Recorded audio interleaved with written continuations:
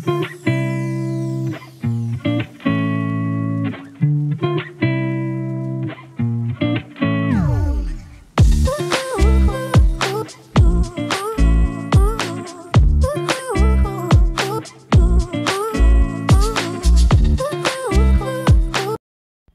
Morning. আশা করব তোমরা সবাই খুব ভালো আছো আর সুস্থ আছো। আমিও খুব ভালো আছি। আজ হচ্ছে 8 জানুয়ারি, বারটা হচ্ছে বুধবার, সময় এখন সকাল 8:30টার মতো। তো সকালটা বাসন ধোয়া থেকে শুরু করলাম। বাসন ধোয়া বলতে ওই সকালবেলা চাটা খাওয়ার পর চায়ের কাপটা, মানে কাচের যে জিনিসপত্রগুলো থাকে, চায়ের বাটি এগুলো না আমি মেজে ফেলি, ওকে আর দেই না। তো এই বাসনগুলো মেজে এগুলো এই বাসনের ঝুড়িটা টেবিলে নিয়ে নেব, আর বাসনের যে গামলাটা রেডি করেছি না, ওটা এখানে তুলে রাখবো। তো এই কাজটাও থাকে, বাকি যা যা কাজকর্ম কিছুটা সারা হয়েছে, কিছুটা হয়নি। তো এখন থেকেই আজকের ব্লগটা শুরু করলাম। আর গতকাল রাতে শুতে শুতে আমার অনেকটা রাত হয়ে গেছিলো, প্রায় 2:30টার মতো বেজে গেছিলো। তার কারণ তোমরা তো জানোই একটা ব্লগ আমার মানে পড়ে রয়েছে, একদিন আবার পিছিয়ে চলছি। তো সেটাকে যাতে ঠিকঠাক মতো আবার আপডেট করতে পারি, মানে দিনেরটা দিন ডে বাই ডে দিতে পারি, তাই জন্যই আগের দিন রাত্রেবেলা জেগে জেগে একটা ভিডিও এডিট করেছি, আর আজকেরটা তো আজকে করবই। তো চলো, ওদিকে বাসন ধোয়া হয়ে গেছে, আর এদিকে সকাল সকাল আমাকে ইন্দ্রবাবু বাজার দিয়ে গেছে, কিছু সবজি বাজারও দিয়েছে, আর তার সাথে দিয়েছে হচ্ছে এখানে চিংড়ি মাছ, ছোট ছোট চিংড়ি মাছ, একদম কুচো না কিন্তু ছোট। একটা বুদ্ধিমানের কাজ করেছে, সেটা হচ্ছে চিংড়ি মাছের খোসাগুলো না ছাড়িয়ে নিয়ে এসছে। এটা অবশ্য ও নিজে থেকেই করেছে, আমি কিছু বলিনি, কারণ চিংড়ি মাছের খোসা থাকলে না ডাস্টবিনের প্রচণ্ড বাজে গন্ধ বেরোয়, মানে একদিনও ঠিকঠাক মতো রাখা যায় না চিংড়ি মাছ, লোটে মাছ এগুলোর থেকে। তো তাই জন্য না চিংড়ি মাছের খোসাটা ছাড়িয়ে নিয়ে আসলে কি হয়, এবার শুধু চিংড়ি মাছের যে মাথার কাছে যে নোংরাটা থাকে শুধু সেটা আমি বার করে নিলেই হয়ে যায়, খোসাটা আর থাকে না। তো তাই জন্যই তো ওদিকে মেন আমার বড় কাজটা হয়ে গেছে, পূজা আসার আগেই আমার মাছ ধোয়ার কাজটা হয়ে গেছে, ধুয়ে নুন হলুদ মাখিয়ে রেখে দিয়েছি। আর এদিকে যে সবজিগুলো এনেছে এখন ব্যাগ থেকে এক এক করে বার করছি। তো আজকেই না 2 রকম শাক নিয়ে এসছে। আমি সবসময় বলেছি শাক যখনই আনবে একরকম আনবে, 2-3 রকম শাক আনলেই একটু অসুবিধাই হয়ে যায়, যদিও শীতকাল কোনো প্রবলেম নেই, গরমকালে থাকে না অবশ্য। তো এই যে শীতের সবজি, বিশ্বাস করেও দেখতে ও যেইটুকু বাজার নিয়ে আসে, এইটুকু সবজি দেখলেই আমার যে কি ভালো লাগে। আর ও যখন বাজারে যায় কিংবা বাজার যখন বসে, সেই সবজি দেখলে তো ওফ, আমাকে ইন্দ্র বলছে পূর্ণিমা যা দেখছি তাই নিতে ইচ্ছা করছে, এত ভালো লাগছে, সব ফ্রেশ টাটকা সবজি। তো আজকে এনেছে মেথি শাক, বিনস, এখানে মূলো, একটা ফুলকপি, বেগুনগুলো দেখো, বেগুন দেখলেই মনে হয় কি পোড়া বসিয়ে দিয়ে, আজকে একটা পোড়াও করব। ধনেপাতা, গাজর, পাতিলেবু, শিম আর কড়াইশুঁটি তো মাস্ট থাকবে। আর এদিকে এনেছে পালং শাক আর মেথি শাক। ব্যাস, তো সবজিগুলো জায়গা মতো তুলে দিয়ে স্নান করতে যাব। ওই সময় দাতান বলছে আমি যাব, ও একেবারে জামা কাপড় নিয়ে রেডি। তো ওকে আর বাধা দেয়নি, ওকে যদি আমি বাধা দিতাম যে আমি যাব, তাহলে ও আবার সেই বেলা গড়িয়ে দুপুর গড়িয়ে এরকম করে দিত। তাও ভাবলাম ঠিক আছে তুই যা, তুই স্নানটা করে আয়, ততক্ষণ আমি সবজিগুলো কাটাকাটি করতে শুরু করে দিই, তারপরে স্নান করে এসে রান্নায় হাত দেবো। এদিকে পূজারও কাজ হয়ে গেছে, আমি বাসন কোসন জায়গা মতো রেখে দিয়েছি, রান্নাঘরের এই জায়গাটা পরিষ্কার হয়ে গেছে। ওর কাজ না হওয়া পর্যন্ত না বাসনের গামলাটা এখানে থাকে, তো আমি চাইলেও কোনো কিছুতে হাত দিতে পারি না। আর ওই টেবিলের ওপর রেখে সবজি কাটাকুটি খুব অসুবিধা, এই জায়গাটা যেহেতু আমার অভ্যাস হয়ে গেছে, তো তাই জন্যই। তো এদিকে বাসন কোসন জায়গা মতো রেখে, আগের একটু হাফ লাউ ছিল, ওই যে হাফ লাউ দিয়ে ডাল করলাম, আর হাফ লাউ ছিল, তো ওটা দিয়ে ভেবেছিলাম ঘন্ট করব। তিন্দ্র বাবা বললো কি লাউ চিংড়ি সবাই খায়, এবার তাহলে একটু চিংড়ি মাছ নিয়ে আসবো, লাউ চিংড়ি করব। সত্যি কথা বলতে গেলে কি, লাউ চিংড়ি আমি কোনোদিন করিনি, খেয়েছি কিন্তু আমি নিজের হাতে কোনোদিন করিনি। তোমাদের মধ্যে এখন অনেকেই হয়তো বলবে তুমি যাই করো তাই বলো জীবনে প্রথম, তো যেটা আমি করি সেটা তো বলবোই। সত্যি সত্যি তোমরা যে এত বছর ধরে আমার ব্লগ দেখছো, তোমরা কি কোনোদিন দেখেছো আমাকে লাউ চিংড়ি করতে? আমার তো মনে পড়ে না, অবশ্য হতে পারে, ভুল হতেই পারে আমার, কিন্তু মনে হয় না আমি কোনোদিন লাউ চিংড়ি করেছি বলে। তো যাই হোক, এই প্রথমবার করব, অবশ্যই ভিডিও দেখেই করব। তো ওদিকে লাউটাও ঝিরিঝিরি করে কেটে ধুয়ে রেখে দিয়েছি। আর এদিকে হবে আজকে পালং শাকের ঘন্ট। তো পালং শাকের ঘন্ট মানে বুঝতে পারছো মানে কত রকম সবজি কাটতে হয়। ওদিকে ইন্দ্রবাবু আমার পাশে বসে গেছে, ও হচ্ছে কড়াইশুঁটি ছাড়াচ্ছে আর মেথি শাকটা বেছে দিচ্ছে, যদিও কোনোটার আজকে আমার লাগবে না, তো পরের দিন সুবিধা হবে আমার। তো ওদিকে ও করছে, আর এদিকে দেখো চিংড়ি মাছ ধুয়ে নুন হলুদ মাখানো হয়ে গেছে, ফুলকপিটা নুন জলে ভিজিয়ে রেখেছি, শিম, এখানে কড়াইশুঁটি, বেগুন, এই যে লাউটা ঝিরিঝিরি করে কেটে নিয়েছি, আর এখানে গাজর, মূলো, তো আর এ হচ্ছে পালং শাক কেটে ধুয়ে জল ঝরিয়ে রেখেছি। এই সবজি কুটতেই আমার অনেকটা বেলা হয়ে গেছে। আর এই বেগুনটা রেখেছি, আর একটা বেগুন ফ্রিজে ঢুকিয়ে দিয়েছি, এটাকে আজকে পোড়াবো, কারণ আগামী 2 দিন আবার পোড়া খেতে পারবো না, বৃহস্পতি শুক্র। তো এদিকে স্নান করে এসেই ঝপাঝপ আগে এই পাশে ভাত বসিয়ে দিয়ে আর এই পাশে আমি পালং শাকের চচ্চড়িটা বসিয়ে দিয়েছি, কারণ পালং শাক হতে বেশ সময় লাগে, সবজি ভাজতে হয়, তারপর পালং শাক দিয়ে মজবে, অনেকটা সময় লাগে। আর পালং শাক ঠাক এসব ধরনের শাক ঠাক করলে না আমি আমার কাছে সবথেকে বড় যে কড়াইটা সেটা নামাই, তাহলে বেশ নাড়াচাড়া করতে সুবিধা হয়। এক এক সময় আলস্য করে ছোটো কড়াইতেই বসিয়ে দিই, কিন্তু রান্না করতে খুব অসুবিধা হয়। এই যে বড় কড়াইতে বসেছি, মন খুলে সুন্দরভাবে নাড়াচাড়া করে রান্না করতে পারছি। তো সবজিগুলো মোটামুটি ভাজা হয়ে গেছে, আর পালং শাকের মধ্যে আজকে আদা বাটা, জিরে বাটা, হলুদ, কাঁচা লঙ্কা, নুন, সামান্য একটু মিষ্টি এগুলো দিয়েছি, দিয়ে শাক দিয়ে চাপা দিয়ে ওই পাশে গেছে নিয়ে গেছি। ততক্ষণে আমার ভাতও হয়ে গেছে। আর এই পাশে আরেকটা কড়াইতে আমি চিংড়ি মাছটা ভাজতে বসিয়ে দিয়েছি লাউ চিংড়ির জন্য। তো পালং শাক তো হতে অনেক সময় লাগে, আমি যদি অপেক্ষা করতাম যে পালং শাক হবে আবার ওই কড়াইতে লাউ চিংড়ি করবো, তাহলে আজকে আমার বিকেল হয়ে যেত রান্না করতে করতে। তো তাই জন্য ওই পাশে পালং শাকটা মজছে আস্তে আস্তে, গ্যাসটা কমানো আছে।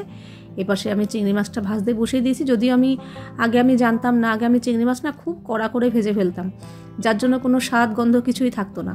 তবে এখন আমি একদম কড়া করে ভাজি না, হালকা জাস্ট 30 থেকে 40 সেকেন্ডের মতো একটু নাড়াচাড়া করে তেল থেকে তুলে নিই, এতে বেশ টেস্টও থাকে আর চিংড়ি মাছটার স্বাদও পাওয়া যায়, গন্ধ পাওয়া যায়। তো ওই তেলের মধ্যেই জিরে, তেজপাতা, শুকনো লঙ্কা ফোড়ন দিয়েছি। ফোড়ন দিয়ে এবার যেই লাউগুলো ঝিরিঝিরি করে কেটে ধুয়ে রেখেছিলাম না, সেই লাউগুলো দিয়ে দিলাম। লাউগুলো দিয়ে সামান্য একটু নাড়াচাড়া করে নেব।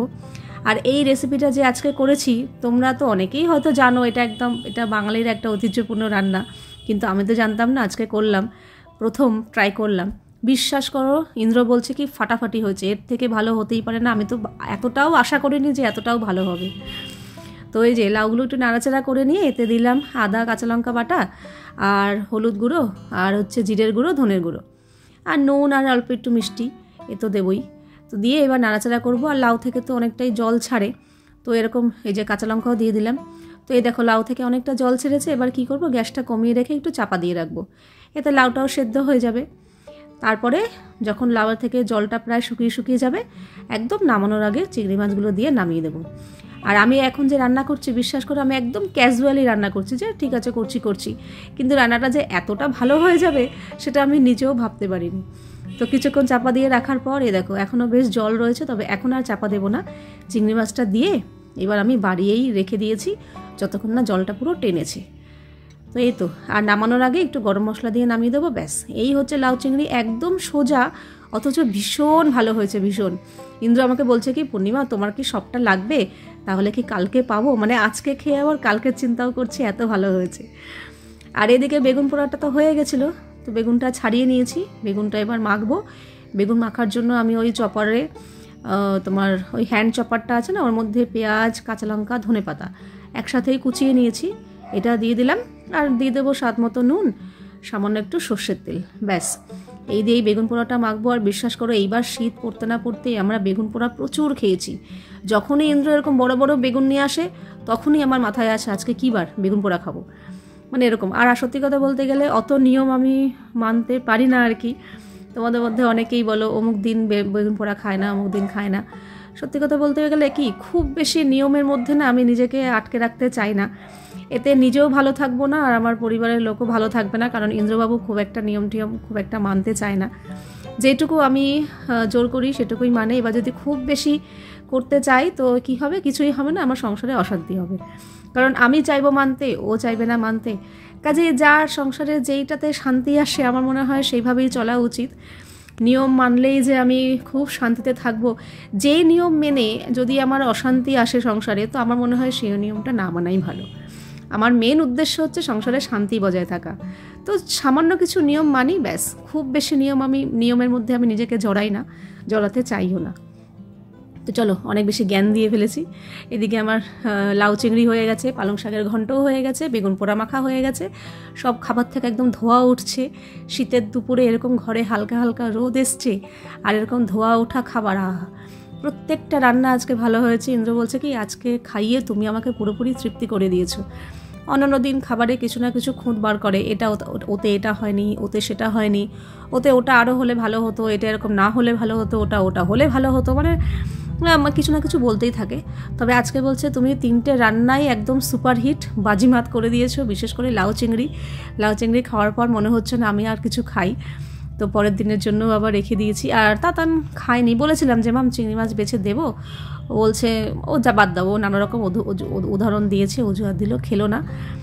তো এই যে লাউ চিংড়িটা আমি ভেবেছিলাম কি খাওয়ার ভিডিও আজকে করব না, কিন্তু এত ভালো হয়েছে বিশ্বাস করো। ও তো আগে খেয়েছে, ওকে আগে দিয়ে দিয়েছে খেতে, ও এখনও খাচ্ছে, কিন্তু ও লাউ চিংড়িটা আগে খেয়েছে।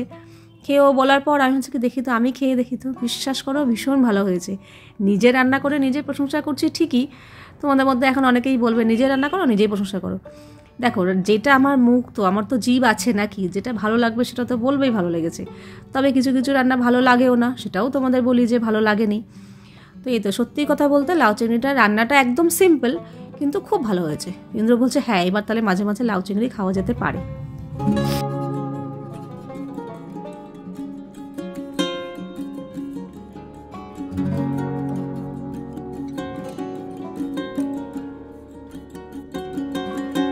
এখন কিন্তু বেজে গেছে প্রায় রাত 9টার মতো। সন্ধ্যে থেকে আর তেমন কিছু ভিডিও করা হয়নি, কারণ সারা দুপুর আমি বিছানাতে কম্বল জড়িয়েই বসেছিলাম, শুয়েছিলাম। জানো তো ভেবেছিলাম আজকে একটু দোকানে যাব, দোকানের জিনিস আনতে হবে, সেটাও আলস্য করে কিছুতেই আমি যে আবার রেডি হয়ে বেরোবো একদম ইচ্ছে করলো না। তো ডাইরেক্ট একেবারে রাতের খাবারের সময় চলে এসেছি আবার তোমাদের সাথে। ইন্দ্র রুটি খেয়েছে, ওকে রুটি আর ডিমের পোচ আর একটু পালং শাকের চচ্চড়ি ছিল, ওই দিয়ে ও রুটি খেয়ে নিয়েছে। আর আমাদের জন্য ভাবলাম আজকে মেথি শাক এনেছে, একদম টাটকা ফ্রেশ। তো এই শীতে মেথির পরোটা একবারও খাওয়া হয়নি। তো শীতকালে যা যা শীতের খাবার পাওয়া যায় সেগুলোকে আমি একদম মিস করতে চাই না। এবার অনেকেই বলবে দেখো খালি রাক্ষসী, খালি খাবো খাবো খাবো খাবো করে। খাওয়া ছাড়া কি আছে বলো, মানুষ কাজকর্ম করছে, খাটাখাটি করছে, সবার পেছনে ওই পেটের জন্যই সব কিছু। কথাতেই আছে পেটের দায়ে সব কাজকর্ম আর কি। সেই যদি পেট না থাকতো তাহলে মানুষ এত খাটতোই না, এত পরিশ্রমই করতো না। তো খাওয়াটাই তো সব বলো।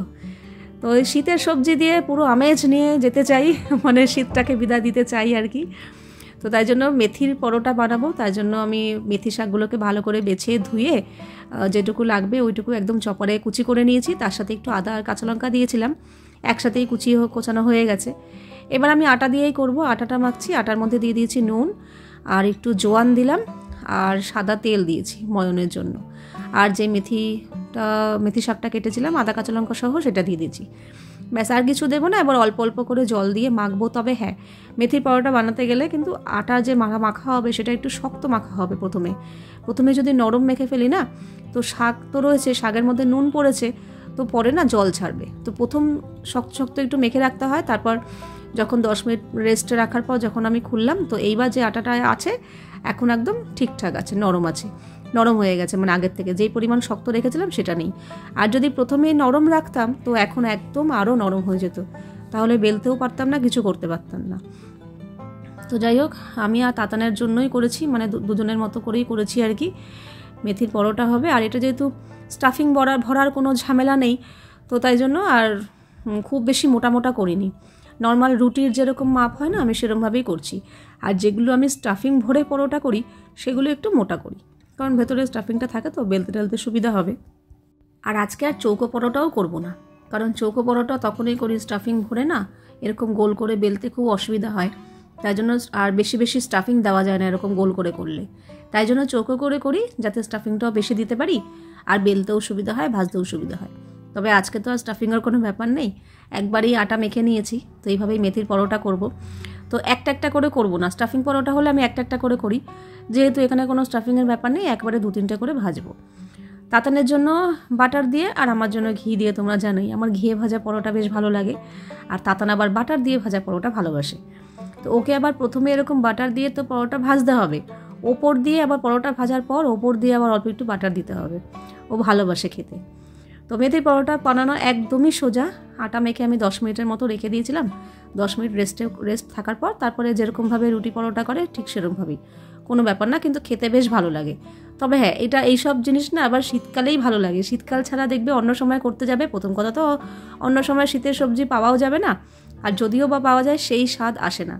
এই যে মনে করো বেগুন, শীতের বেগুনের যেই টেস্ট পোড়া খেলে ভাজা খেলে, গরমকালে যে বেগুন পাওয়া যায় সেগুলোর কি সেরকম স্বাদ পাওয়া যায়? ধনে পাতা থেকে শুরু করে সব কিছুই। শীতকালে এই জন্যই বলে শীতকাল হচ্ছে ঘুরে ফিরে খেয়ে দেয়ে হচ্ছে মজা, গরমকালে যেটা হয় না। তো চলো তাতানকে ভেজে দিয়ে দিয়েছি, ও ওখানে বসে পড়েছে, আর এখানে আমার জন্য ভাজছি। আর ওদিকে কিন্তু ইন্দ্র খেয়ে দিয়ে অলরেডি শুয়ে পড়েছে, আর আমারটা ভাজবো ঘি দিয়ে।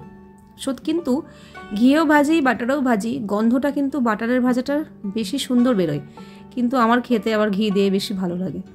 তবে আজকে পরোটার সাথে আর কিচ্ছু করিনি, ভেবেছিলাম একটু চাটনি ফাটনি, তো ভাবলাম না এসব পরোটা চাটনিও লাগবে না, আজকাল আলস্য লাগলো, কিছু করতেই ইচ্ছা করলো না। তাতান বলছিল মা একটু চাটনি হলে ভালো হতো, শুকনো শুকনো হয়ে গেছে। আর শেজওয়ান চাটনিটা আমার শেষ হয়ে গেছে, তবে ভাবছি শেজওয়ান চাটনি আর আনবো না, কারণ এখন খুব একটা তেমন কিছুতে লাগে না, বেকার চাটনিটা ফ্রিজে থাকে, আর অতদিন রেখে রেখে না এইসব জিনিস খেতে চাই না, কেমন যেন লাগে আমার নিজের কাছে। মনে হয় কি এতদিন ধরে ফ্রিজে রয়েছে, ডেট থাকে, কিন্তু মনে হয় ইস নষ্ট হয়ে গেল নাকি, এই হয়ে গেল নাকি। ঘরে তৈরি খাবার তবু ঠিক আছে, বাইরের কেনা তো। তাই জন্য ভেবেছি এবার যদি চাটনি ফাটনির প্রয়োজন হয় আমি নিজেই বানিয়ে নেব, টমেটোর চাটনি বলো কিংবা ধনেপাতার চাটনি বলো, যাই বলো। কিন্তু আজকে আলস্য করে বানালাম না, যদিও চাটনি ফাটনি বানাতে বেশি খাটনি নেই, তাও বানালাম না। পরে খেতে বসে মনে হচ্ছিলো কি একটু চাটনি হলে ভালো হতো। যাক গিয়ে তবু ঠিক আছে, ভালোই লেগেছে। জোয়ানটা দেওয়াতে না পরোটাতে জোয়ানের ফ্লেভারটা বেরোয়, আমার বেশ ভালো লাগে। তাতান আবার বলে কি দূর পরোটাতে তুমি জোয়ান কেন দাও? আমি আরে বোকা, জোয়ান দিলে ফ্লেভারটাও ভালো বেরোয়, আর ডাইজেশনের পক্ষেও খুব ভালো। তো এই তো এখন আমরা দুজন খাবো, খেয়ে শুয়ে পড়বো। তো চলো আজকের ভিডিওটা এখানেই শেষ করছি, আবার দেখা হবে নেক্সট ভিডিওতে। ততক্ষণের জন্য love you all, good night and tata.